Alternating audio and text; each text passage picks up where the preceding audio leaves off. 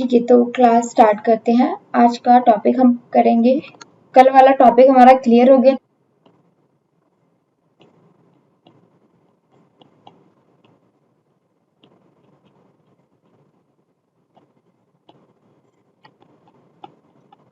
ठीक है, तो आज हम इस टॉपिक पे डिस्कस करेंगे, इसको समझेंगे। ठीक है, कि प्राकृतिक वनस्पति क्या है और वन्य प्राणी कैसे क्या है। ठीक है, प्राकृतिक वनस्पति होते क्या है और वन्य प्राणी क्या है। ठीक है, तो ये दो अलग अलग चीजें हैं। प्राकृतिक वनस्पति यानी प्राकृतिक वनस्पति के बारे में, और दूसरा है वन्य प्राणी। ठीक है, वन के प्राणी जो भी हैं, तो उनके बारे में हम डिस्कस करेंगे। अच्छा, आपको शब्द से पता चल रहा होगा कि प्राकृतिक वनस्पति, तो कोई बताएगा प्राकृतिक वनस्पति का कि यहाँ पे क्या अर्थ है?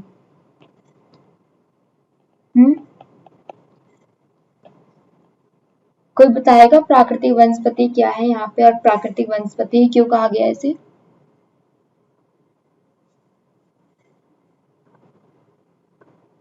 स्क्रीन क्लियर है ना सभी को? यस मैम, सब विजिबल है।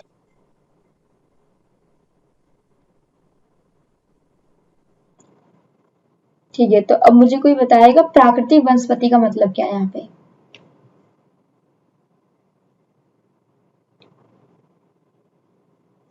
मैम कुछ आइडिया? प्राकृतिक से तो हम आपको लोग समझ में आ हम रहा है लोग प्राकृतिक, हम और लोग नहीं वनस्पति मतलब यानी उसको लगाते हैं, वो ऐसी ऑटोमेटिक मतलब वनस्पति वो जो उत्पन्न हो जाते हैं। कुदरती हेल्प से बने।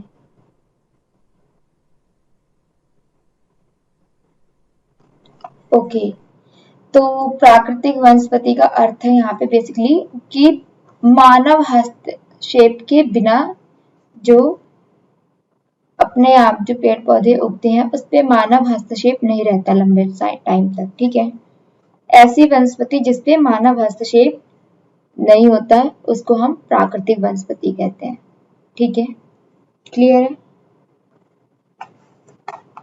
ठीक है, तो अब देखो प्राकृतिक वनस्पति आ गया। ठीक है, प्राकृतिक वनस्पति क्या है यहाँ पे हम रीड कर लेते हैं। तो प्राकृतिक वनस्पति का अर्थ है कि वनस्पति का वो भाग, ठीक है, वनस्पति का वो भाग जो कि मनुष्य की सहायता के बिना अपने आप पैदा होता है।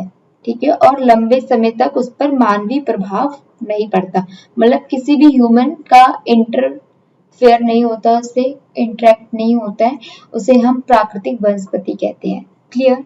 और इसे हम अक्षत वनस्पति भी कहते हैं।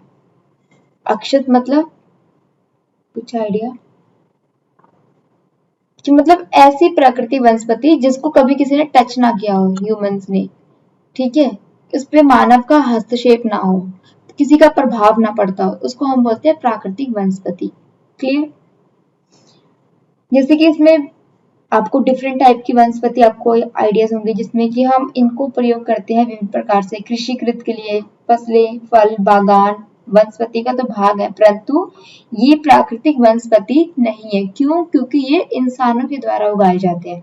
प्राकृतिक वनस्पति वो है जिसपे मानव हस्तक्षेप ना हो और लंबे समय तक किसी भी मानव का प्रभाव ना पड़े। क्लियर? इसे हम अक्षत वनस्पति या प्राकृतिक वनस्पति कहते हैं। समझ आ गया कि प्राकृतिक वनस्पति क्या होता है? ओके, अब देखो एक तो इसमें क्या आ गया पॉइंट्स कि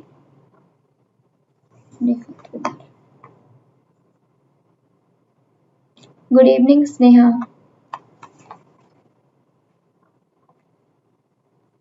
ठीक है, तो प्राकृतिक वनस्पति को हम इंग्लिश में क्या बोलते हैं? Natural vegetation. क्लियर? क्या बोलते हैं हम इंग्लिश में इसको? Natural vegetation. ठीक है, यानी प्राकृतिक वनस्पति। प्राकृतिक वनस्पति क्या है? मानव हस्तक्षेप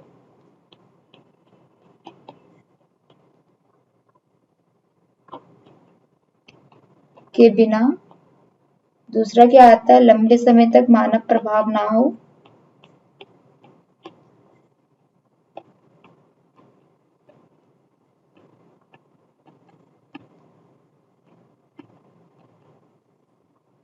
और इसको हम क्या बोलते हैं? अक्षत वनस्पति। ठीक है, और इंग्लिश में इसको बोलते हैं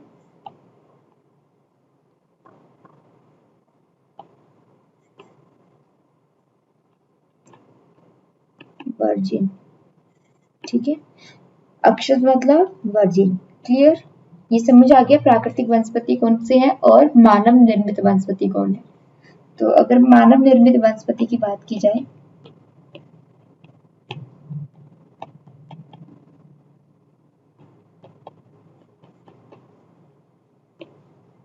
तो इसमें कौन कौन से आते हैं? कृषिकृत फसलें, ठीक है, और क्या है इसमें? फल जैसे उगाना, बागान लगाना, ठीक है, और इसमें आ जाता है वनस्पति का भाग है। एक तो ये वनस्पति का भाग है, किंतु प्राकृतिक नहीं है। ठीक है, क्यों? क्योंकि ये ह्यूमंस द्वारा बनाए गए हैं, यानी मानव द्वारा बनाए जाते हैं। ठीक है, क्लियर है यहाँ तक प्राकृतिक वनस्पति और मानव निर्मित वनस्पति में डिफरेंस? अब देखो यहाँ पे क्या बोलता है कि वनस्पति जगत जो है, यानी वनस्पति जितने भी पेड़ पौधे हैं, जो जगत है वनस्पति का, उसको क्या नाम दिया गया है कि किसी विशेष क्षेत्र में, ठीक है, अगर हम वनस्पति जगत की बात करें, एक तो वनस्पति हो गया और वनस्पति अगर जगत यानी वर्ल्ड की बात करें, वनस्पति वर्ल्ड की, तो इसका क्या अर्थ होता है यहाँ पे? इसका अर्थ है कि एक विशेष क्षेत्र पर यानी एक पर्टिकुलर जगह पर किसी समय पौधों की उत्पत्ति, ठीक है, उस वहां पे जो है विशेष प्रकार के पौधे उत्पन्न हुए, उसको हम वनस्पति जगत कहते हैं। इसी प्रकार विशेष क्षेत्र पर किसी प्राणी या जीव जंतुओं का उत्पत्ति, उसे हम प्राणी जगत कहते हैं। ठीक है, प्राकृतिक को हम क्या बोलते हैं? वनस्पति को फ्लोरा, और प्राणी जगत को क्या बोलते हैं हम? फोना। ठीक है, इंग्लिश में क्लियर है? और इसी के आधार पर जो है हम प्राकृतिक वनस्पति को दो हिस्सों में बांटते हैं, एक देशज और विदेशज। देशज वो होते हैं जो वनस्पति हमारे भारत में पाई जाती है, ठीक है, जो पेड़ पौधे हम भारत में देखते हैं उसे मूल रूप से मतलब विशेष रूप से वो कहाँ के? भारतीय हैं, ठीक है, उसे हम देशज कहते हैं। देशज मतलब हमारे देश का। और विदेशज होते हैं वो वनस्पति, वो पेड़ पौधे जो बाहर से मंगाए जाते हैं, उनको हम विदेशज कहते हैं। क्लियर है यहाँ तक? किसी को कोई दिक्कत? ठीक है, अब आपको पता है जब वनस्पति जगत है और प्राणी जगत है तो ऑब्वियस सी बात है उनको इफेक्ट भी कुछ ना कुछ चीजें करेंगी, राइट? तो उनको इफेक्ट क्या कर सकती है? मतलब आपने देखा होगा अलग अलग एरियाज में, ठीक है, टेम्परेचर, वर्षा, ये सब चीजें जो है इनको इफेक्ट करती है, सूर्य का प्रकाश। तो इनके कारण क्या होता है, अलग अलग जगहों पे आपने देखा होगा कि हर जगह पे एक जैसे वनस्पति नहीं पाई जाती, राइट? यानी एक जैसे पेड़ पौधे नहीं दिखाई देंगे आपको, अलग क्षेत्रों में, अलग अलग राज्यों में अलग अलग प्रकार के आपको वनस्पति दिखाई देंगे। यानी हम भारत की बात करें तो अगर आप उत्तर की साइड पे जाओगे तो कुछ और दिखाई देगा, दक्षिण साइड में जाओगे तो कुछ और दिखाई देगा, वहीं आप पूर्व से पश्चिम की ओर जाओगे तो आपको डिफरेंस दिखाई देगा। ठीक है, और वो डिफरेंस क्यों है? क्योंकि कुछ चीजें हैं जो उनको इफेक्ट करती हैं। ठीक है, तो अगर हम वनस्पति और प्राणी जगत की बात करें, ठीक है, तो यहाँ हम पहले बात करते हैं वनस्पति जगत की कि उनको क्या क्या चीजें प्रभावित करती हैं। ठीक है, वनस्पति जगत क्या बोलते हैं इंग्लिश में? फ्लोरा। और प्राणी जगत को क्या बोलते हैं?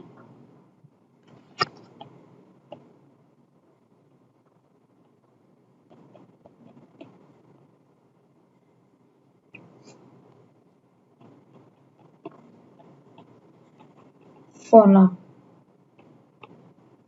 ठीक है, देशज को हम लोग बोल सकते हैं एंडेमिक स्पीशीज या फिर विदेशज को बोलते हैं एक्सोटिक वेजिटेशन। ठीक है, अब यहाँ पे हम बात करते हैं, ठीक है, इनको प्रभावित करने वाले कारक।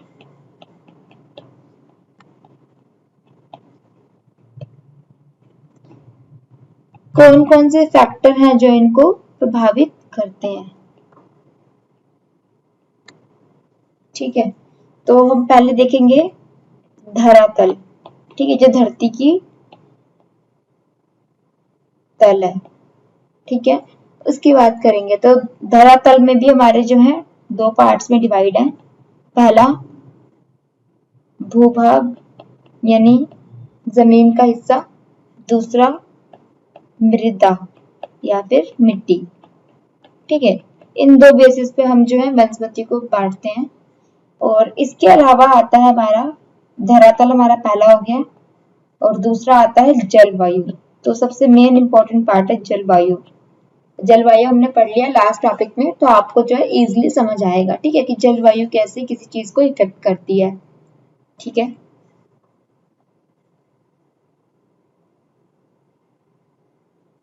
ओके। तो अगर हम भूभाग की बात करें, ठीक है, ऑब्वियस सी बात है किसी भी प्राणी जगत के लिए या वनस्पति जगत के लिए उसके लिए क्या चाहिए, भूभाग।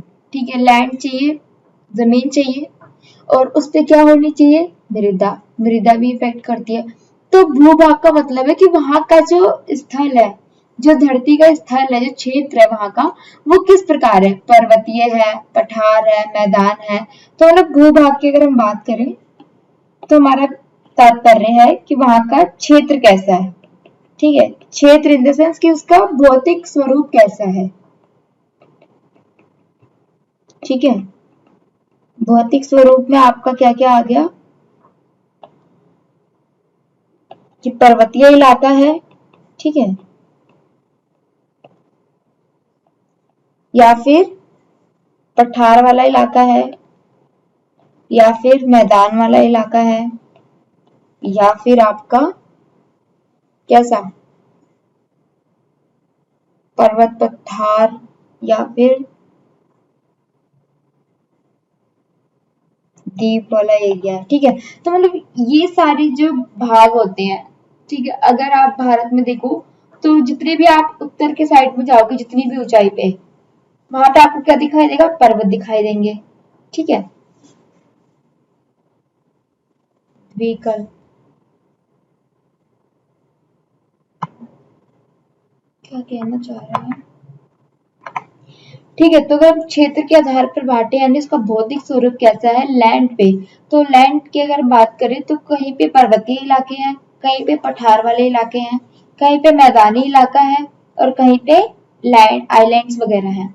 ठीक है, तो ये क्या करते हैं, भूभाग के अकॉर्डिंग जो है उसके अकॉर्डिंग ही वहां पे मिट्टी भी पाई जाएगी, राइट, क्योंकि अलग अलग स्थानों पे अलग अलग प्रकार की मिट्टी पाई जाती है, राइट, ये सभी को पता है। क्योंकि अगर हम दक्षिण पठार की बात करें, दक्कन पठार वगैरह, तो वहां पे कैसी मिट्टी है, काली मिट्टी है। वहीं आप उत्तर की साइड देखो तो उपजाऊ मिट्टी आपको पाई जाती है। ठीक है, तो इस प्रकार की जो है मिट्टियां हैं, और मिट्टियों के कारण ही क्या है, वहां के एरियाज जो है डिफरेंट है। ठीक है, राजस्थान में आप देखोगे मरुस्थलीय एरिया, क्योंकि वहां पे रेत ही रेत आपको मिलेंगी पश्चिम साइड में, जिससे वहां पे क्या होती है, बलुई मृदा होगी, यानी बालू वाली मिट्टी होगी। वहां पे मिट्टी के अंदर क्या मिक्स हो गया, रेत, बालू, और उससे क्या होंगे, वहां पे कांटे वाले झाड़ियां या आपको पौधे दिखाई देंगे, या वृक्ष आपको दिखाई देंगे, जैसे कैक्टस हो गए, है ना, या एलोवेरास वाले, मतलब ऐसे आपको, या बबूल के पेड़ हो गए। तो ऐसे आपको पेड़ दिखाई देंगे ऐसे एरिया में जो कटीले होंगे। क्यों, क्योंकि उन कटीले एरियाज के जो पौधे होते हैं, उनकी जड़ें होती हैं, वो काफी डीप तक होती है। ठीक है, तो ये डिस्कस करेंगे अभी हम। और पर्वतों के ऊपर कैसी होती है, ढलान होती है, तो ढलान वाले पेड़ पौधे आपको शंकुधारी दिखाई देंगे। इस टाइप के पर्वतीय इलाकों में ऐसे आपको पेड़ दिखाई देंगे, ऐसे ऐसे, या पाइन्स के पेड़ आपको दिखाई देंगे। ठीक है, क्यों, क्योंकि वहां पे जो है बर्फ, वर्षा कम होती है और बर्फ ज्यादा पड़ती है, तो इसलिए बर्फ क्या होती है, उनसे फिसल के नीचे गिर जाती है, जम नहीं जाती। ठीक है, तो अलग अलग भौतिक स्वरूप के हिसाब से अलग अलग क्षेत्र में अलग अलग प्रकार के वृक्ष पाए जाते हैं। ठीक है, मृदा की बात होगी, अलग अलग एरियाज में अलग अलग प्रकार की मिट्टी है। ठीक है, अब देखो जलवायु कैसे इफेक्ट करता है।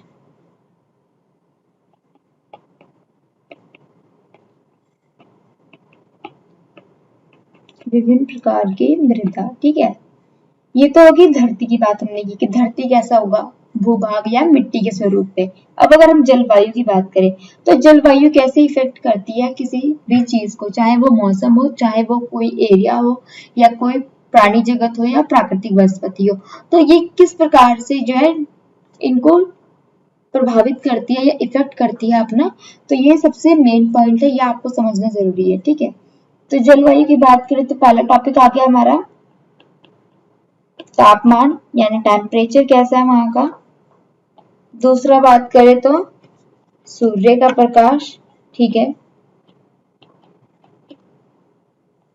तीसरी बात करें हम ऊंचाई। ठीक है, मतलब जो हमने मौसम वाली स्थिति में पढ़ा था ना वही, और वर्षा। ठीक है, तो ये हम समझेंगे कैसे टेम्परेचर। टेम्परेचर तो ऑब्वियस सी बात है क्योंकि हमारे जो भारत है, अगर हम भारत की बात करें तो आपको पता है यहाँ पे 0 डिग्री है, और ये नॉर्थ वाला हिस्सा और ये साउथ वाला हिस्सा है। हमारा जो भारत आता है वो यहाँ नॉर्थ वाले हिस्से में आता है। तो कर्क रेखा जो है यहाँ से गुजरती है और यहाँ से मकर रेखा गुजरती है साउथ से। ठीक है,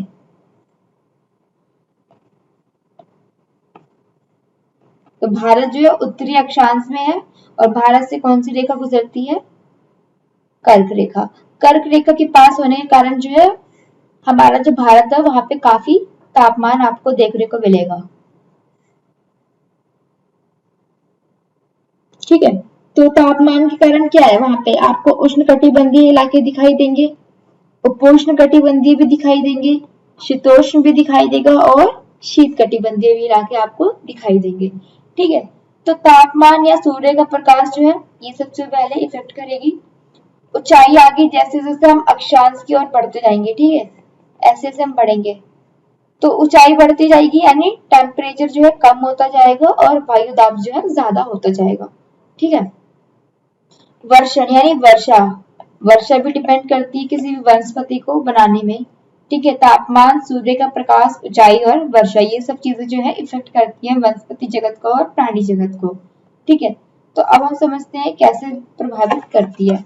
तो अगर आप तापमान की बात करें तो तापमान के कारण क्या है, वनस्पति की विविधता, यानी आपको अलग अलग क्षेत्र में अलग अलग जो है डाइवर्सिटी के आपको जो है प्लांट्स आपको दिखाई देंगे, पेड़ पौधे। और इसलिए विशेषताएं जो है तापमान और वायु की नमी पर निर्भर करते हैं। अगर एरिया में समान तापमान है, समान वायु है, समान सूर्य का प्रकाश मिल रहा है, तभी पेड़ पौधे जो है ग्रोथ करेंगे, अदरवाइज ग्रोथ नहीं करेंगे।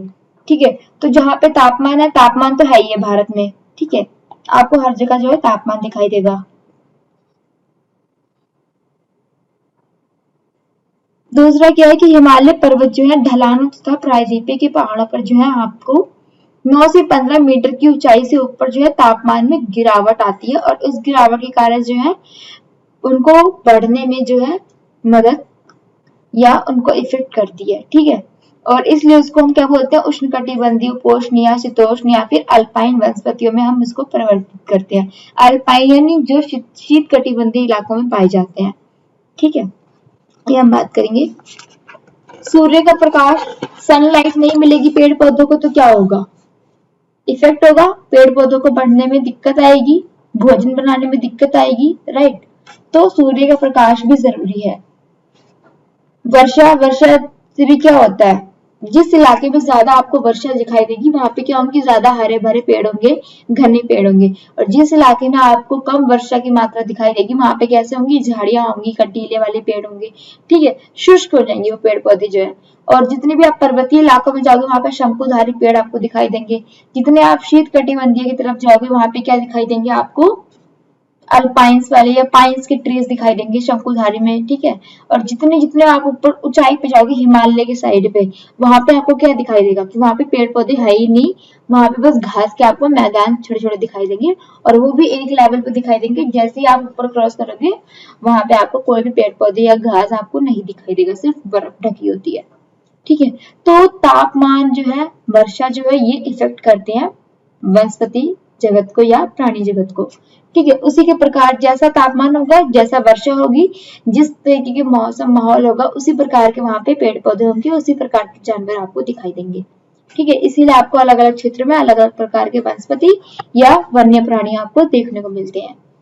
ठीक है, तो ये तो समझ आ गया। अब देखो यहाँ पे सूर्य का प्रकाश की बात करें तो हिमालय पर्वत पर जो दक्षिण ढलानों पर उत्तरी ढलानों की अपेक्षा ज्यादा सघन वनस्पति होते हैं। और ऐसा क्यों है ये भी आपको पता होगा, ठीक है।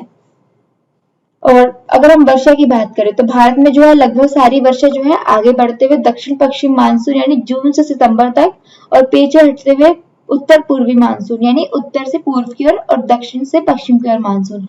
अधिक वर्षा वाले क्षेत्रों में कम वर्षा वाले क्षेत्रों के अपेक्षा जो है घने वन आपको दिखाई देंगे।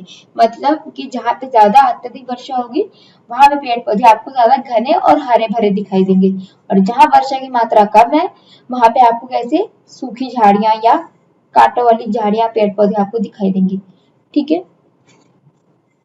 और अगर आपने देखा होगा जो द्वीप के साथ होते हैं, जो द्वीप वाले एरियाज हैं जहाँ पे डेल्टा वगैरह बनते हैं, ठीक है, जो समुद्र में जो पेड़ पौधे होते हैं उन्हें हम मैंग्रोव वन कहते हैं, ठीक है। तो ये भी हम डिटेल्स में पढ़ेंगे।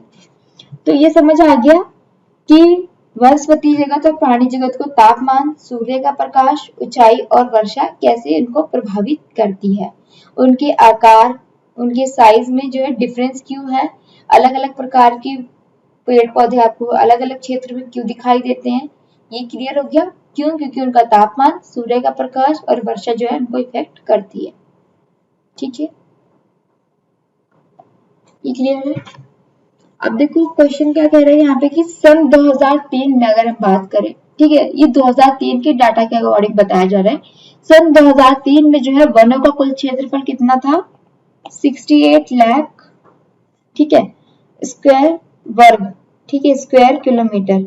यानी टोटल ओवरऑल इंडिया की बात की जा रही है कि सन 2003 की बात है, ठीक है, 2003 कि 2003 में इसके पूर्ण क्षेत्रफल कितना था वनों का, 68 लाख स्क्वायर किलोमीटर, ठीक है। भारत के बहुत से भाग में जो है वन क्षेत्र जो है सही मायने में प्राकृतिक नहीं है। ये भी आपको पता है कि प्राकृतिक रूप से नहीं है, कुछ कुछ तो मानव द्वारा लगाए गए हैं और कुछ अपने आप से प्राकृतिक है। तो कुछ आगमन्य क्षेत्र को छोड़कर जो है जैसे हिमालय और मध्य भारत के भाग तथा मरुस्थल जहाँ प्राकृतिक वनस्पति है प्राकृतिक रूप से हो गए हैं। वहीं अगर आप अलग भागों में देखेंगे तो वहां पे मानव हस्तक्षेप रहता है, तो वहां पे क्या होते हैं संपूर्ण रूप से जो है मनुष्य यानी मानव निर्मित पेड़ पौधे होते हैं, ठीक है, जो कि बिल्कुल निम्न कोटि के होते हैं, ठीक है। अब यहाँ पे देखो एक चीज बता रहा है यहाँ पे कि 2011 की रिपोर्ट के अनुसार, ठीक है, किसकी रिपोर्ट की बात कर रहे हैं, 2011 के रिपोर्ट के अनुसार भारत में वनों का जो कुल क्षेत्रफल है वो कितना है, 21.05%। अब आप समझ सकते हैं कि भारत में जो 2011 की रिपोर्ट के अनुसार, अगर आप अब की करंट रिपोर्ट के अनुसार देखोगे तो ज्यादा ही होंगे, बढ़ चुके होंगे या कम हो चुके होंगे, ठीक है। लेकिन हम यहाँ पे बात कर रहे हैं 2011 की रिपोर्ट के अनुसार भारत में वनों का कुल क्षेत्रफल कितना था, 21.05%, ठीक है।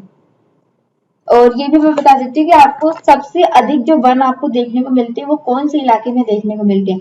तो अगर आप सबसे घने या सबसे ज्यादा वन वाला क्षेत्र आपको दिखाई देगा मिजोरम, ठीक है।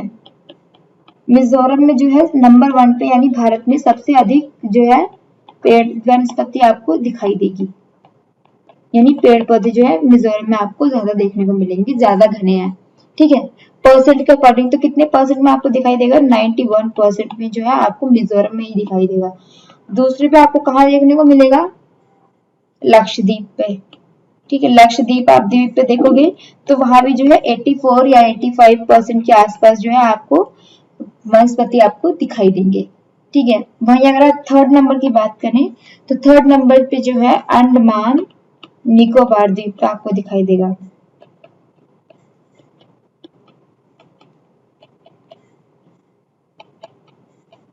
कितना हो जाएगा यहाँ पे, इससे भी कम, ठीक है, 70-75% के आसपास जो है आपको। फिर उसके बाद जो बाकी एरियाज आते हैं, ठीक है, उत्तर प्रदेश हो गया, हरियाणा में तो बहुत ही कम आपको दिखाई देंगे, हरियाणा में बहुत ही कम मात्रा में आपको वनस्पति दिखाई देता है, ठीक है। तो ये कुछ क्षेत्र हैं, आपको मेन जो है मिजोरम, लक्षद्वीप और अंडमान निकोबार ध्यान रखना है, ठीक है। सबसे अधिक पेड़ पौधे आपको दिखाई देंगे मिजोरम में, सबसे घनी आबादी अगर परसेंटेज के अकॉर्डिंग हम बात करें, क्षेत्रफल के अकॉर्डिंग, ठीक है। अब हम बात करते हैं कि पारिस्थितिक तंत्र क्या होता है, इकोसिस्टम कैसे इसका बैलेंस होता है, ठीक है, ये चीज हम देखेंगे। आपको पता है पेड़ पौधे और जीव जंतु हमारे सभी मनुष्य के लिए क्या है, लाभदायक भी है, राइट। क्यों? क्योंकि इससे हमारा पारिस्थितिक तंत्र जो है बने रहते हैं। जीव जंतु पेड़ पौधों पर निर्भर है और पेड़ पौधे जो है जीव जंतु पर भी निर्भर करते हैं। क्यों? ये सब आपने जो है बेसिक क्लासेस में आपने पढ़ा होगा, राइट। क्योंकि एक दूसरे पे जो है डिपेंड होते हैं ये, ठीक है। पारिस्थितिक तंत्र में जो है इनका योगदान होता है। कैसे? पृथ्वी पर जो है पौधे तथा जीवों का वितरण जो है मुख्य रूप से जलवायु द्वारा निर्धारित है, राइट। कि जो भी आपको डिफरेंशिएट आपको दिखाई देते हैं पौधों में, प्राणियों में, ठीक है, ये क्यों है? क्योंकि जलवायु की वजह से। कहीं पे मानसूनी वर्षा होती है, कहीं पे ग्रीष्म ऋतु है, कहीं पे शीत ऋतु है। हरियाणा में कम क्यों है? क्योंकि वहां की जलवायु ऐसी है, वहां अधिक गर्मी है, ठीक है, इसलिए वहां पे वर्षा भी कम होती है। जहां पे जितनी वर्षा होगी वहां पे उतने ही घने आपको पेड़ पौधे दिखाई देंगे। जहां जितना जल होगा, जितनी वर्षा होगी, वैसे ही पेड़ पौधे आपको घने दिखाई देंगे। सदाबहार वन बोलते हैं उनको, यानी एवरग्रीन वेजिटेशन, ठीक है, सदाबहार वनस्पति बोलते हैं। ये भी हम रीड करेंगे अभी। तो हम पहले इकोसिस्टम समझ रहे हैं, पारिस्थितिक तंत्र क्या होता है, ठीक है। तो किसी क्षेत्र के पौधों की प्रकृति काफी हद तक उस क्षेत्र के प्राणी जीवन को जो है प्रभावित करती हैं, ठीक है। जब वनस्पति बदलती है तो प्राणी जीवन भी बदलता है, राइट। जैसे जैसे वनस्पति बदलेंगे वैसे वैसे प्राणी भी बदलेंगे, क्लियर है। किसी भी क्षेत्र के पादप तथा प्राणी आपस में भौतिक पर्यावरण से अंतर संबंधित होते हैं, एक दूसरे से इंटरेक्ट करते हैं। पारिस्थितिक तंत्र का जो है मनुष्य के किसी स्थान, अगर आप देखोगे मानव को कैसे प्रभावित करते हैं तो ये भी देख लो कि किसी स्थान के पारिस्थितिक तंत्र को जो है प्रभावित करते हैं। मनुष्य वन्य जीवन वनस्पति को अपने लाभ के लिए प्रयोग करता है। सभी को पता है कि मनुष्य जो है अपने नीड के लिए जो है, अपने प्रॉफिट के लिए जो है पेड़ पौधों पर निर्भर करता है। घर बनाना है, बिल्डिंग्स बनानी है, या पेड़ों को बेचना है, उनकी कटाई करनी है, तो वो उस पर निर्भर करता है, राइट। इसी प्रकार जो है, ठीक है, तो मनुष्य अपने लालच के कारण जो है संसाधनों का अधिकतम प्रयोग करता है। सभी को पता है कि मनुष्य अपने लालच के कारण जो है संसाधनों का प्रयोग करता है। संसाधन जो हमारे भारत में जो भी संसाधन, चाहे वो खनिज हो, चाहे वो पेड़ पौधे हो, चाहे वो प्राणी हो, ठीक है, जो भी संसाधन हमारे देश में है उन सब पे जो है मनुष्य निर्भर करता है, क्योंकि अपने लालच के लिए, राइट। तो इस कारण क्या होता है कि वृक्षों को वो काट देते हैं, ज्यादातर जानवरों का आजकल शिकार करते हैं, जिससे काफी स्पीशीज जो है वो कम हो चुके हैं या लुप्त हो चुके हैं। इससे क्या होगा, इकोसिस्टम जो है अनबैलेंस रहेगा, मतलब trying to connect, you lost your network connection.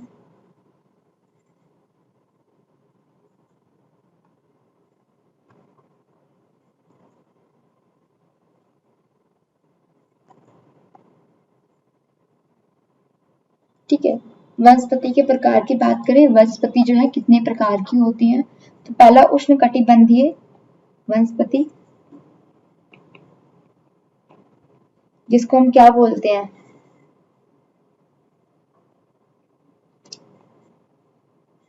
उष्णकटिबंधीय सदाबहार।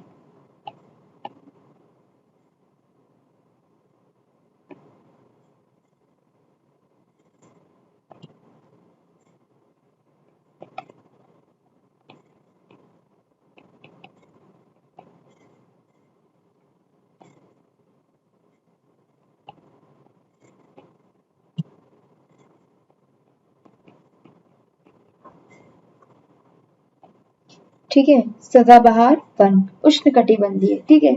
दूसरा आता है हमारा उष्णकटिबंधीय पर्णपाती वन।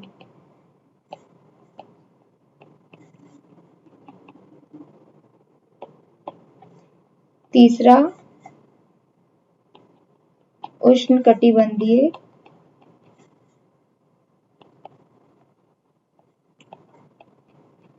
कंटीले वन या झाड़ियां, ठीक है। चौथा पर्वतीय वन, जो पर्वतों में पाए जाते हैं। और पांचवा जो है मैंग्रोव वन। ठीक है, तो ये हम जो है 5 प्रकार से इनको बांटते हैं। उष्णकटिबंधीय सदाबहार वन, सदाबहार यानी जो हमेशा एवरग्रीन होते हैं, ठीक है, इनको बोलते हैं एवरग्रीन वेजिटेशन। फिर आता है पर्णपाती वन, फिर है हमारा कंटीले वन या फिर झाड़ियां, फिर आता है पर्वतीय वन और मैंग्रोव वन। इन 5 कैटेगरीज में हम वनस्पति को जो है बांटते हैं, ठीक है। तो हम समझेंगे पहले उष्णकटिबंधीय वन सदाबहार वन क्या होते हैं, ठीक है। तो अगर हम उष्णकटिबंधीय सदाबहार की बात करें, अब आप बोलोगे मैम ऐसे उष्णकटिबंधीय क्यों लगाया गया सब में, तो आपको पता है भारत में टेम्परेचर यानी तापमान सब जगह पे है, यानी टेम्परेचर की तो कमी है ही नहीं। टेम्परेचर तो मिलता है लेकिन वो डिपेंड किस पे करते हैं, वर्षा पे। वर्षा कहाँ पे कम है कहाँ अधिक है उसके हिसाब से जो है पेड़ पौधे होते हैं। तो टेम्परेचर तो है ही है, ठीक है, प्लस सूर्य का प्रकाश भी है, सनलाइट भी है। लेकिन वर्षा वर्षा एक ऐसी है कि जो अलग अलग क्षेत्रों में अलग अलग प्रकार से अलग अलग तरीके से होती है, ठीक है। तो उसके बेसिस पे क्या है कि पेड़ पौधे जो है डिफरेंट हो जाते हैं। अगर वर्षा अधिक है तो अधिक मात्रा में जो है हरे भरे और हमेशा जो है सदा हरे भरे पेड़ पौधे रहेंगे, वाष्पीकरण होता रहेगा उनसे। लेकिन कुछ ऐसे भी पेड़ पौधे हैं जिसे हम बोलते हैं पर्णपाती वन, जो कहीं पे शुष्क एरियाज होते हैं, यहाँ पे ज्यादा वर्षा नहीं होती, कम मात्रा में वर्षा होती है, तो वे कैसे होते हैं, शुष्क या आर्द्र वन होते हैं, ठीक है। और सदाबहार वन हमेशा आप ऐसे याद रखो 10 डिग्री से नॉर्थ और 10 डिग्री साउथ जो हमारा हिस्सा आता है भारत का, उसमें जो है सदाबहार वन पाए जाते हैं, ठीक है। तो हम बात करते हैं सदाबहार वन की, या फिर इनको हम वर्षा वन भी कहते हैं। वर्षा वन यानी ऐसे एरिया में जो है बहुत मात्रा में अधिक घने जो है वर्षा होती है, इसलिए वो उनकी जो पेड़ पौधे होते हैं वो हमेशा जो है वर्ष के हमेशा जो है सदा हरे भरे रहते हैं, इसलिए इनको सदाबहार वन कहते हैं कि ये अपने पत्तियां नहीं गिराते, ठीक है। पर्णपाती वन है, एक किसी एक विशेष समय में वो अपनी पत्तियां गिरा देते हैं जब ज्यादा शुष्क हो जाता है मौसम, ठीक है। अब देखो, ये वन पश्चिमी घाट के अधिक वर्षा वाले क्षेत्रों में लक्षद्वीप, अंडमान और निकोबार द्वीप समूह, असम के ऊपरी भाग, तमिलनाडु की तट पे जो है अधिक मात्रा में आपको दिखाई देंगे, यानी सीमित है यहाँ पे, ठीक है। कहाँ कहाँ पे आपको उष्णकटिबंधीय वन दिखाई देंगे आपको, जहाँ पे पश्चिमी घाट आपको पता है ऐसे है यहाँ पे, तो यहाँ जो है जब मानसूनी पवनें टकराती है तो अधिक वर्षा होती है यहाँ पे, तो यहाँ पे एक तो आपको सदाबहार वन दिख जाएंगे, ठीक है। ये भारत का पश्चिमी वाला हिस्सा मान लो। इधर आपका असम वाला एरिया है, अरुणाचल प्रदेश, असम, यहाँ पे हिमालय की श्रेणी है, तो अरुणाचल प्रदेश में तो आपको दिखाई नहीं देगा क्योंकि यहाँ पे हिमालय है। लेकिन अगर असम में देखोगे तो यहाँ पे वर्षा जो है अधिक मात्रा में होती है, क्यों, क्योंकि हिमालय की वजह से यहाँ पे भी वर्षा होती है, पवनें टकराती हैं, ठीक है। फिर उत्तरी मैदानों के पास जो है कम मात्रा में यानी शुष्क आपको पर्णपाती वन दिखाई देंगे, क्योंकि वहां पे अधिक मात्रा में वर्षा नहीं होती है। और आप अंडमान निकोबार के लक्षद्वीप में देखोगे, इधर लक्षद्वीप है हमारा, इधर अंडमान निकोबार द्वीप समूह है, तो इधर भी जो है पानी है, समुद्र है, तो इधर भी जो है आपको अधिक मात्रा में वर्षा होती है, तो यहाँ भी जो है आपको सदाबहार वन दिखाई देंगे, ठीक है। दूसरा हमारा तमिलनाडु का क्षेत्र है, इधर है, तमिलनाडु पे भी आपका तटीय क्षेत्र आ गया, तो तटीय क्षेत्र यानी समुद्र से लगा क्षेत्र है, तो यहाँ भी आपको जो है हरे भरे पेड़ पौधे आपको अधिक मात्रा में दिखाई देंगे, ठीक है। और यहाँ पे वर्षा जो है कितनी होती है, 200 सेंटीमीटर से भी अधिक होती है, ठीक है।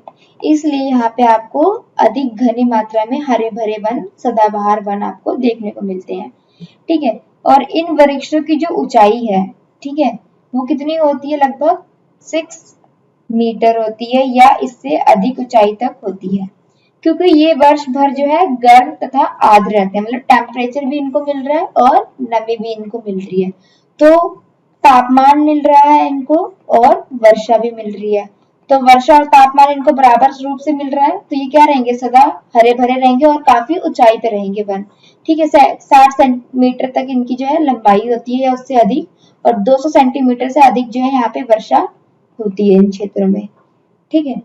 इसी के अलावा इसलिए क्या कहते हैं इन्हें, सदाबहार वन या फिर वर्षा वन बोलते हैं, क्योंकि ये साल भर जो है हरे भरे रहते हैं, ये पत्तियां नहीं गिराते, ठीक है। इन वनों में कौन कौन सी पेड़ पौधे आपको दिखाई देंगे, तो आपको दिखाई देंगे वृक्ष में आबनूस, महोगनी, रोजवुड, रबड़ और सिंकोना, ये महत्वपूर्ण पेड़ पौधे हैं जो आपको इस क्षेत्र में आपको दिखाई देंगे। और यहाँ पे कौन से जानवर दिखाई देंगे? तो यहाँ पे आपको, क्योंकि घना जंगल है, हरे भरे हैं, तो यहाँ पे आपको जो ऐसे बड़े बड़े जानवर दिखाई देंगे, जैसे कि हाथी, बंदर, लैमूर और हिरण, या एक सींग वाला गैंडा जो कि असम और पश्चिम बंगाल के दलदली क्षेत्रों में दिखाई देगा, क्योंकि गैंडा कहाँ पे रहता है? दलदली क्षेत्रों में रहता है। ठीक है, और कई प्रकार के आपको पक्षी, कई प्रकार के रेंगने वाले कीड़े भी आपको ऐसे क्षेत्रों में दिखाई देते हैं। ठीक है, अब हम बात करेंगे उष्ण पर्णपाती वन की। ठीक है, उष्ण पर्णपाती वन। तो पर्णपाती जो है दो रूप से है हमारे पास, एक शुष्क जहाँ पे अधिक गर्मी है लेकिन वर्षा कम है, और दूसरा यानी सूखे हो जाते हैं वहां का एरिया, और आर्द्र जहाँ पे हल्की नमी है। ठीक है, तो वहां पे हम देखेंगे भारत में सबसे बड़े क्षेत्र में फैले हुए वन है। ठीक है, उष्ण पर्णपाती जो वन है ये भारत में सबसे अधिक क्षेत्र में आपको दिखाई देंगे, सबसे बड़ी मात्रा में फैले हुए वन है। इन्हें हम मानसूनी वन भी कहते हैं। क्या कहते हैं इन्हें हम? मानसूनी वन। ठीक है, और ये जो है ये कहाँ पे पाए जाते हैं? जहाँ पे 70 सेंटीमीटर से 200 सेंटीमीटर के बीच में वर्षा होती है। ठीक है, इस प्रकार के जो वन है ये काफी शुष्क यानी ग्रीष्म ऋतु के 6 से 8 सप्ताह के लिए अपनी पत्तियां गिरा देते हैं, क्योंकि ज्यादा गर्मी पड़ती है और वर्षा कम होती है, यानी पानी की मात्रा इनमें कम है, तो इसलिए क्या करेंगे? अब देखो, एक तो वर्षा भी कम है इस इलाके में, ठीक है, ऊपर से अगर टेम्परेचर ज्यादा है, ठीक है, टेम्परेचर ज्यादा है तो क्या होगा? इनकी पत्तियां से पानी जो है वो वाष्पीकरण होगा, तो ये तो बिल्कुल ही खत्म हो जाएंगे, राइट। तो ये अपने आप को बचाने के लिए क्या करते हैं? गर्मियों में 8 से 7 सप्ताह के लिए जो है अपनी पत्तियां गिरा देते हैं, यानी महीने 1.5 महीने के लिए अपनी पत्तियों को ये गिरा देते हैं, जिससे कि जब थोड़ा ठंडा मौसम आए तो दोबारा इनकी पत्तियां उग जाती हैं। ठीक है, अब देखो, जल की उपलब्धि के आधार पर इन वनों को आर्द्र तथा शुष्क या नम पर्णपाती वन के क्षेत्र पर बांटा गया है। ठीक है, जहाँ पे 100 सेंटीमीटर से अधिक वर्षा होती है वहां पे ऐसे वन जो है पूर्वी भाग, उत्तर पूर्वी राज्य, हिमालय के गिरि प्रदेश, झारखंड, पश्चिम उड़ीसा, छत्तीसगढ़ या पश्चिमी घाटों के ढालों पर आपको ये वन है देखने को मिलेंगे।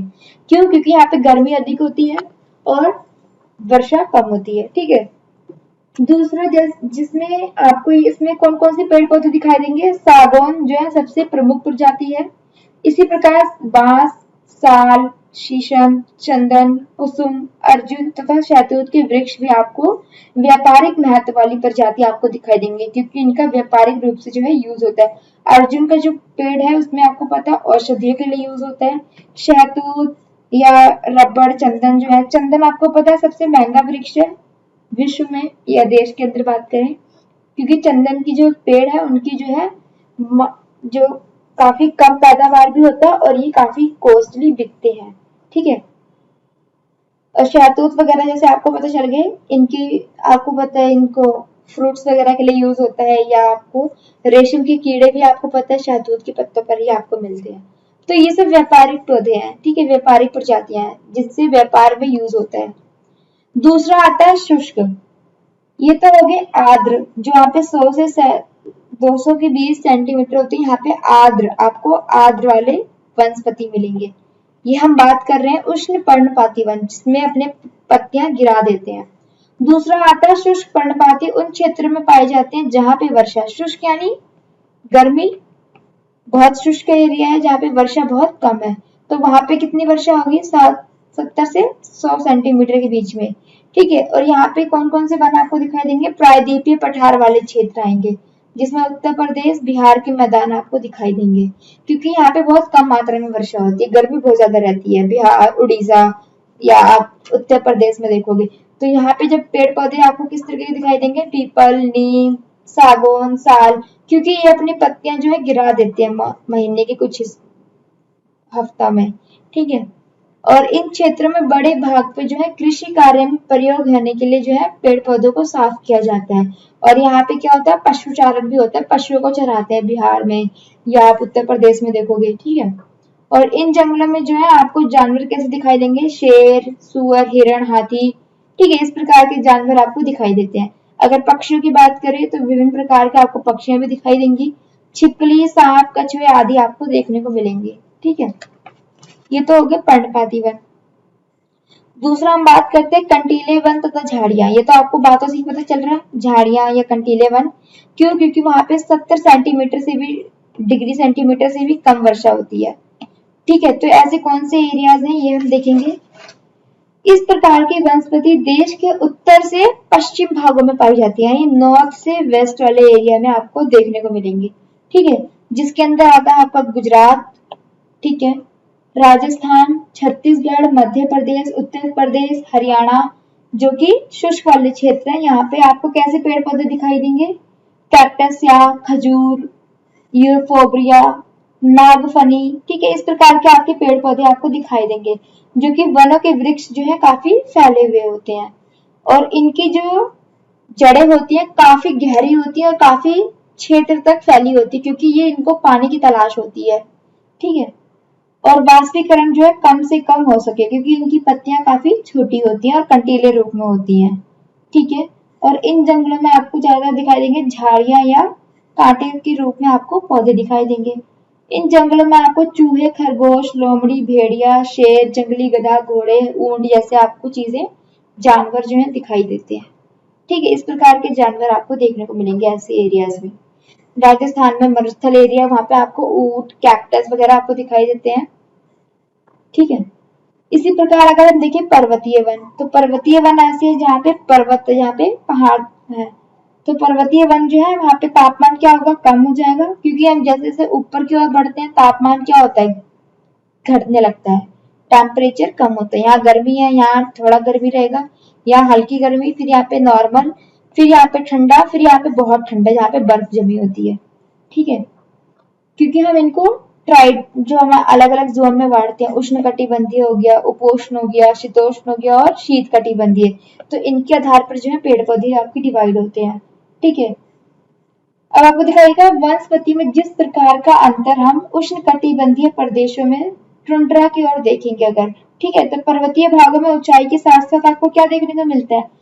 क्योंकि कौन से पर्वत की बात हो रही है यहाँ पे? 1000 या 2000 मीटर की ऊंचाई पे जो पेड़ पौधे हैं, ठीक है, उनकी बात की जा रही है यहाँ पे। वहां पे आपको शीतोष्ण वाले कटिबंध आपके वन आपको दिखाई देंगे, यानी ये वाले जो पर्वत है जो 1000-2000 के बीच होते हैं वो कहाँ पे पाए जाते हैं? शीतोष्ण वाले एरिया में। ठीक है, शीतोष्ण एरिया में। और यहाँ पे कैसे वन होंगे आपके? इनकी जो पत्तियां होंगी काफी चौड़ी होंगी, ठीक है, जैसे कि ओक या चेस्टनट जैसे वृक्ष आपको काफी भारी मात्रा में आपको दिखाई देंगे। और ये इनकी जो ऊंचाई होती है, पेड़ पौधों की ऊंचाई कितनी होती है? वो 1500 से 3000 मीटर की ऊंचाई पे होती है। ठीक है, और इसमें आपको कैसे वृक्ष दिखाई देंगे? शंकुधारी, जैसे क्रिसमस के पेड़ होते हैं ना, ऐसे ऐसे आपको पेड़ दिखाई देंगे शंकुधारी, मतलब यानी ट्रायंगल शेप में आपको जो पेड़ पौधे आपको दिखाई देंगे वहां पे। ठीक है, जैसे कि चीड़ यानी पाइन्स ट्री हो गया। अगर आप उत्तराखंड में जाओगे या मनाली साइड पे जाओगे तो वहां पे आपको पाइन्स के ट्रीज दिखाई देंगे। वो कैसे होते हैं? थोड़े हैवी होते हैं और कांटे जैसे नुकीले टाइप होती हैं। ठीक है, चीड़ हो गया, देवदार हो गया या सिल्वर फ्रूस, सीडर आदि के पेड़ पौधे आपको दिखाई देंगे। और अगर ये वन जो है हिमालय के दक्षिणी ढलानों, पश्चिम सॉरी दक्षिण ढलानों, दक्षिण और उत्तर पूर्व भारत की ओर अधिक आपको जो है ऊंचे दिखाई देंगे। क्यों? क्योंकि हिमालय श्रेणी कैसी है? ऐसे में है, तो ये उत्तर से पूर्व की ओर बिखरी हुई हो हिमालय की श्रेणी, यानी अरुणाचल प्रदेश तक। ठीक है, तो वहां पे आपको ऐसे पेड़ पौधे दिखाई देंगे और इनकी ऊंचाई कितनी होती है? 1500 से 3000 की, यानी ये काफी लंबे होते हैं। ठीक है, और कैसे होते हैं? शंकुधारी कोण में। अधिक ऊंचाई पर शीतोष्ण कटिबंधीय घास के मैदान आपको पाए जाएंगे। अगर जैसे जैसे आप ऊपर जाएंगे और ऊपर जाएंगे तो वहां पे आपको घास के मैदान दिखाई देंगे जहाँ पे सिर्फ घास होगी। ठीक है, और इनकी ऊंचाई जो होती है 3500 के आसपास जो है वन तथा घास के मैदानों का स्थान अल्पपाइन वनस्पति ले लेती है।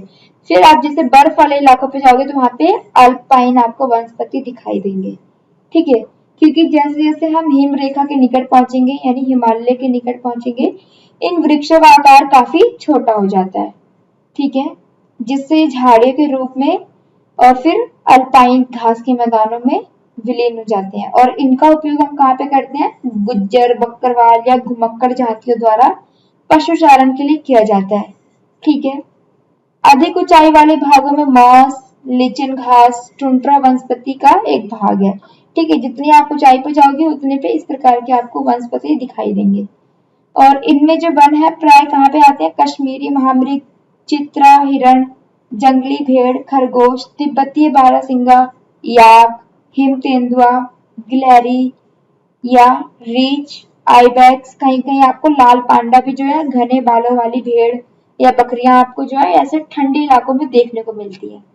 ठीक है, ये समझ आ गया पर्वतीय वन। अब हम बात करते हैं मैंग्रोव वन। तो मैंग्रोव वन कहाँ पे पाए जाते हैं? ये देख लीजिए, ये वनस्पति जो है तटवर्तीय क्षेत्र के जैसे ज्वार भाटा आते हैं वहां पे आपको ये वनस्पति दिखाई देंगे। जो तट के किनारे सटे हुए जो सागर वगैरह होते हैं, समुद्र होते हैं, वहां पे आपको ये पाए जाते हैं, क्योंकि ये मोस्टली समुद्र के अंदर पाए जाते हैं। ठीक है, समुद्र से इनकी जड़ें जो है मिल रही होती है। मिट्टी और बालू इन तटों को एकत्रित हो जाती है और घने मैंग्रोव प्रकार की वनस्पति जैसे पौधे जो है जड़ें इनकी पानी में डूबी रहती हैं। और ये वनस्पति आपको कहाँ दिखाई देंगी? गंगा, ब्रह्मपुत्र, महानदी, गोदावरी, कृष्ण तथा कावेरी नदियों के जो तट है उनके पास जो तट है, ठीक है, तट वाले जो क्षेत्र बने हैं वहां पे आपको ये पौधे दिखाई देते हैं। ठीक है। और या फिर आप डेल्टा, जो डेल्टा बनाती है नदी जो अपने द्वारा निक्षेपित या चीजें लेकर आती हैं अपने साथ, उनको एक जगह पे इकट्ठा कर देती हैं और इससे क्या बन जाते हैं? डेल्टा। जैसे कि आप सुंदरवन डेल्टा में देखोगे तो वहां पे आपको इस प्रकार के पेड़ पौधे दिखाई देंगे। ठीक है, इसमें क्या है, जैसे कि गंगा ब्रह्मपुत्र का डेल्टा में सुंदर वृक्ष आपको दिखाई देंगे। इनकी लकड़ियां मजबूत होती हैं। यहाँ पे विशेष प्रकार के नारियल, ताड़ या एंगार के वृक्ष आपको जैसे देखने को मिलते हैं। इस क्षेत्र में आपको रॉयल बंगाल टाइगर जो है प्रसिद्ध जानवर भी आपको देखने को मिलता है। इसके अलावा यहाँ पे कछुए, मगरमच्छ, घड़ियाल या कई प्रकार के सांप या जंगली जानवर आपको भी देखने को मिल जाते हैं। क्लियर है ये चीज? ठीक है। अब देखो पेड़ पौधे हैं तो पेड़ पौधों में कुछ औषधीय पौधे भी हैं। आपको पता है भारत प्राचीन समय से अपने मसालों और जड़ी बूटियों के लिए विख्यात है। ठीक है, प्रसिद्ध है। आयुर्वेद में लगभग 2000 पौधों का वर्णन है। ठीक है, और उसमें कम से कम 500 जो है निरंतर हमारे डेली बेसिस पे यूज होते आ रहे हैं। ठीक है, और इन्हीं को बचाने के लिए विश्व में क्या किया गया है? विश्व संरक्षण संघ बनाया गया है, जिसमें लाल सूची के अंतर्गत 352 पौधों की गणना की गई है, जिसमें 52 पादप जो है यानी पौधे संकटग्रस्त है और 49 पौधे जो है विनिष्ट होने का खतरा यानी खत्म होने का उनका खतरा बना हुआ है। और भारत में जो है औषधि के लिए प्रयोग होने वाले जो पौधे हैं वो कौन कौन से हैं? सर्पगंधा। सर्पगंधा का प्रयोग होता है ब्लड प्रेशर को कम करने के लिए और केवल भारत में ये पाया जाता है। जामुन के पेड़ है, पके हुए फल से सिरका बनाया जाता है जामुन का। इसी प्रकार वायुस्रावी मूत्रवर्धक या पाचन शक्ति के भी गुण में ये काम आते हैं। और जो इनके बीज है, बीज से क्या बनाया जाता है? उनका जो बीज से जो पाउडर बनाया जाता है वो हमारे किस हेल्थ में होते हैं? मधुमेह रोग में सहायता करते हैं, डायबिटीज में। ठीक है, अर्जुन के जो पत्ते हैं उनको निकाल के उनका रस जो है, जो अर्जुन के पौधे हैं, ये पेड़ है, उनके जो पत्ते हैं उनसे रस निकालकर कान के दर्द के इलाज में सहायता करता है। ठीक है, यह हमारा ब्लड प्रेशर को बैलेंस करने में लाभदायक होता है। बबूल के पेड़ है, आपको आंख की फुंसी के लिए ठीक होता है इसके पत्ते, या इससे जो गोंद प्राप्त होता है ये शारीरिक शक्ति की वृद्धि के लिए प्रयोग होता है। नीम आपको पता है काफी रूप से हम यूज करते हैं, जैव और जीवाणु प्रतिरोधक है। ठीक है, तुलसी का पौधा आपको पता है जुकाम खांसी की दवा में प्रयोग किया जाता है। कचनार का पौधा जो है फोड़ा, फुंसी या दमा के रोगों के लिए प्रयोग होता है। इन पौधों की जड़ और कली जो है पाचन शक्ति में सहायता करती है। ठीक है, ये तो हमने समझ लिया। अब हम ये देखते हैं कि पौधे की जो प्रजाति है, लेकिन आपको ये चीज जो है ध्यान रखनी है कि भारत में जो है 2000 पौधों का वर्णन किया गया है आयुर्वेद में। ठीक है, जिसमें 500 जो हम डेली बेसिस पे यूज करते हैं और इन्हीं को संरक्षित करने के लिए विश्व संरक्षण संघ में एक लाल सूची है। लाल सूची के अंतर्गत 352 पौधों की गणना की गई है, जिसमें जो 52 पौधे हैं वो संकटग्रस्त हैं और 49 पौधे जो हैं वो खतरा उनका बना हुआ है। ठीक है, ये तो हो गया। अब हम बात करते हैं कि हमारे भारत यानी आपको पता है विश्व के मुख्य 12 जो जैव विविधता है वो भारत में पाई जाती है, ठीक है। और यहाँ पे लगभग 47,000 आपको विभिन्न जातियों के पौधे जो हैं देखने को मिलते हैं, जो कि देश विश्व में 10वें स्थान पर और एशिया के देशों में चौथे स्थान पर है, ठीक है। हम भारत की बात कर रहे हैं, विश्व में कितने स्थान पे है, 10वें स्थान पे है पूरे, अगर हम ऑल ओवर वर्ल्ड की बात करें। और अगर हम सिर्फ एशिया महाद्वीप की बात करें तो चौथे स्थान पे है, ठीक है, हमारा भारत। क्लियर। और इसमें भारत में जो है 15,000 आपको सिर्फ और सिर्फ फूलों के पौधे आपको देखने को मिलेंगे, ठीक है। और वहीं पे आपको, ठीक है, और इसमें आपको 90,000 जो है जातियों के जानवर आपको देखने को मिलेंगे, ठीक है, जिसमें विभिन्न प्रकार की मछलियां ताजे तथा समुद्र पानी की पाई जाती हैं। और उसमें आप कई प्रकार के बिना फूल के पौधे भी हैं, जिसमें फर्न, शैवाल को एल्गी बोलते हैं, या कवक फंजाई भी आपको पाए जाते हैं, ठीक है। तो ये क्लियर हो गया, ये समझ आ गया कितने हिस्सों में बांटा गया है, इसको कौन कौन सी जलवायु धरातल इफेक्ट करती है, ठीक है। देशज और विदेशज आपको समझ आ गया, तापमान, सूर्य का प्रकाश, वर्षा कैसे इनको प्रभावित करती है, अलग अलग क्षेत्रों में किस प्रकार अलग अलग वृक्ष, पेड़ पौधे, जानवर, पक्षी आपको देखने को मिलते हैं, ठीक है। पारिस्थितिक तंत्र आपको समझ आ गया, ये दोनों एक दूसरे से डिपेंड है। और वनस्पति के प्रकार आपको समझ आ गया, उष्ण कटिबंधीय सदाबहार वन जो कि 10 डिग्री नॉर्थ और 10 डिग्री साउथ में फैली हुई है। पर्णपाती वन के अंदर शुष्क और आर्द्र पौधे आते हैं, जिसके अंदर पर्णपाती वन का मतलब है जो कि एक विशेष समय में कुछ हफ्तों के लिए अपनी पत्तियां गिरा देते हैं, क्योंकि काफी गर्मी होती है और वर्षा की मात्रा काफी कम होती है। और कंटीले वन झाड़ियां आपको उत्तर पश्चिमी भागों में दिखाई देंगे, क्योंकि उसमें पानी की मात्रा कम होती है, इसलिए वो झाड़ी के रूप में दिखाई देते हैं। नींबू का वृक्ष भी जो है झाड़ी है, ठीक है, झाड़ी में काउंट होता है नींबू का पेड़। पर्वतीय वन यानी पर्वत वाले इलाकों में दिखाई देंगे। मैंग्रोव वन यानी सुंदरवन डेल्टा में आपको देखने को मिलते हैं, गंगा, ब्रह्मपुत्र, कावेरी, गोदावरी, ठीक है, इस जगह पे आपको मैंग्रोव वन आपको दिखाई देते हैं, ठीक है। ये सब आपका हो गया। अब हम कल पढ़ेंगे वन्य प्राणी जगत, ठीक है, तो ये हमारा खत्म हो जाएगा। प्राणी जगत में इतना कुछ खास इंपॉर्टेंट नहीं है, बट थोड़ा सा है तो वो हम कल पढ़ लेंगे, देन हमारा ये चैप्टर जो है खत्म हो जाएगा। फिर हम कल जनसंख्या यानी जनसंख्या पढ़ेंगे, जनसंख्या हमारा लास्ट में, इसके बाद हम पढ़ेंगे भारत की मिट्टी या मृदा, ठीक है, मृदा को पढ़ेंगे, फिर हम जनसंख्या पढ़ेंगे, ठीक है। तो आज की क्लास बस यहीं पे है, काफी इजी टॉपिक था ये, आपका कल खत्म हो जाएगा मोस्टली आधे घंटे में ये वाला। फिर हम कल मृदा के ऊपर पढ़ेंगे, ठीक है, मिट्टी के ऊपर, क्लियर।